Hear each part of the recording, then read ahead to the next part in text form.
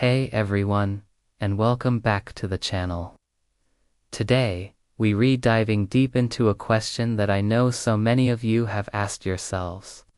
Why do I always seem to attract emotionally unavailable partners? It's a frustrating, often painful pattern. You meet someone, the chemistry is amazing. But when it comes to real emotional connection, they pull away, leaving you confused and heartbroken. If this sounds familiar, you're not alone, and more importantly, there are real psychological reasons behind this pattern. It's not just bad luck. In this video, we're going to unpack those reasons together, looking at things like our attachment styles, past experiences, and the subconscious beliefs that might be steering us toward the same type of person over and over again. My goal here is to help you gain clarity, break the cycle, and start attracting the healthy, reciprocal love you deserve. So, what does emotionally unavailable even mean? It's a term we hear a lot, but it can be a bit vague. Essentially, it describes someone who struggles to form deep, intimate connections. They might be charming, fun, and even seem interested at first, but they have a wall up. They might avoid deep conversations, disappear when things get serious, or be unable to talk about their feelings. They might prioritize their work, hobbies, or friends over the relationship to an extreme degree, keeping you at a distance. They could also be inconsistent, hot one day, cold the next. This emotional distance isn't always malicious. Often it stems from their own unresolved issues, fears, or past hurts. But regardless of their reasons, the impact on you is the same. You're left feeling unfulfilled, unimportant, and constantly guessing where you stand. It's an exhausting dynamic.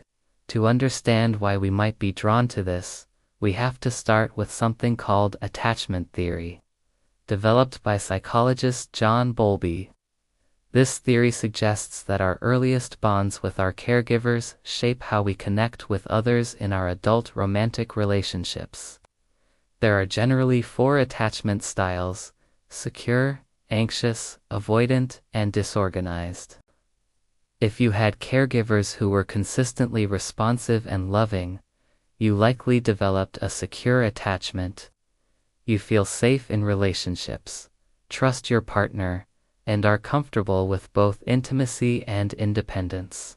You believe you're worthy of love, and you do untypically find yourself chasing unavailable people because your internal compass guides you toward healthy connections. Now, let's look at the other styles. If your caregivers were inconsistent, sometimes available, sometimes not, you might have developed an anxious attachment style, also known as anxious preoccupied. As an adult, you might crave deep intimacy, but also fear abandonment. This can create a powerful, almost magnetic pull toward emotionally unavailable partners. Why? Because their inconsistency feels familiar. The push and pull dynamic recreates the uncertainty you experienced in childhood. Your nervous system is, in a strange way, comfortable in that state of anxiety.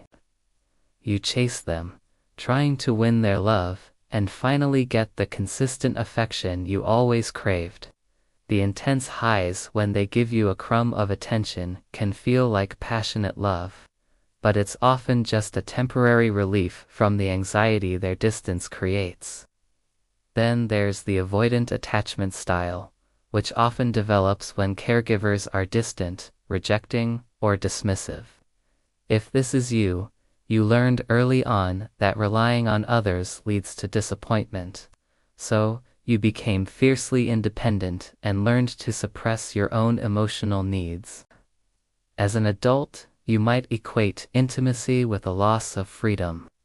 You might subconsciously choose emotionally unavailable partners because, on some level, you know they won't demand true intimacy from you.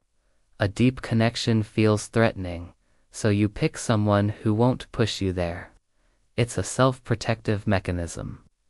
This can create a pursuer-distancer dynamic, where an anxious person chases an avoidant person, and the cycle continues, with neither person getting their core needs met. It's a dance of dysfunction that feels strangely safe because it prevents true vulnerability. Beyond attachment styles, our past experiences and unresolved trauma play a huge role. If you grew up in a household where a parent was emotionally distant, an addict, or had untreated mental health issues, you may have learned that love means having to work hard for scraps of affection. You might have taken on a caretaker role, believing it was your job to fix them or make them happy. As an adult, this pattern can repeat itself. You might be subconsciously drawn to project partners, people you see as wounded or in need of saving. You believe that if you can just love them enough, support them enough, you can heal them and finally receive the love you deserve. This isn't love, it's a rescue mission. And the truth is, you can't fix anyone. True partnership is about two whole individuals coming together, not one person trying to complete the other. This leads us to our subconscious beliefs about ourselves. Deep down, do you truly believe you are worthy of a loving, stable, and available partner? If your self-worth is low, you might not feel deserving of healthy love. You might settle for breadcrumbs because you don't believe you're worthy of the whole loaf. Emotionally unavailable partners can confirm a negative self-belief you might hold, like I am not enough or I am unlovable. When they pull away, your subconscious mind says, "See, I was right. People always leave." It's a painful, self-fulfilling prophecy. Your external reality is matching your internal belief system. The unavailable partner isn't the root problem. They are the symptom of a deeper belief you hold about yourself. So, how do we break this exhausting cycle? The first step is awareness, which is exactly what you're doing right now by watching this video. Acknowledging the pattern is huge. You have to be brutally honest with yourself. Look back at your past relationships. What were the common red flags? When did you start feeling anxious or insecure? Write it down. Identify the moments you ignored your intuition because the chemistry felt so strong. Chemistry is not the same as compatibility. High-intensity, anxiety-fueled connections are often mistaken for passion, but stable, healthy love often feels calmer. It feels like peace, not a roller coaster. The second step is to begin healing your own attachment wounds and building your self-worth. This is the inner work. It involves reparenting yourself, giving yourself the validation, compassion, and security you may not have received as a child. This can be done through journaling, meditation, affirmations, and especially through therapy. A good therapist can help you identify your specific patterns, process past trauma in a safe environment, and develop tools for building a secure attachment style from within.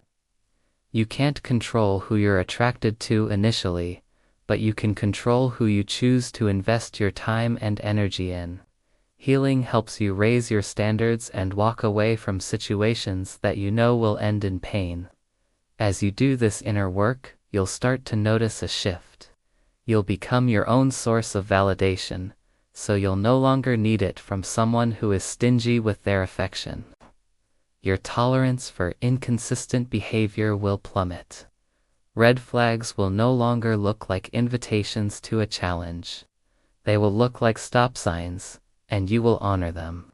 You'll start to find calm, consistent connection more appealing than chaotic, intense passion. You'll learn to be comfortable with being single, rather than settling for a relationship that makes you feel lonely. This is where the magic happens. When you no longer need someone to complete you, you start attracting people who are also whole. Like attracts like. Your healed energy will naturally start to repel those who are unavailable and attract those who are ready and capable of a healthy, loving partnership. Breaking this cycle is not an overnight fix.